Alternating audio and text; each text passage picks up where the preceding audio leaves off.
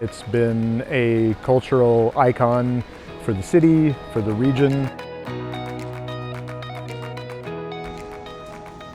We're out here this morning reinstalling the Alexander Calder Mobile Pittsburgh.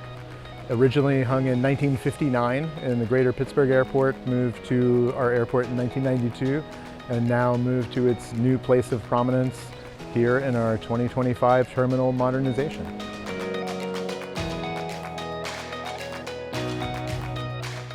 Calder was looking at space in a different way and created a thing that lets you engage with space in a different way.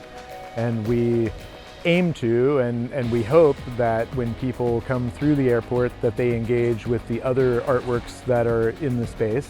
Art in the Airport program, we aim to create connections, and I think that's what this piece does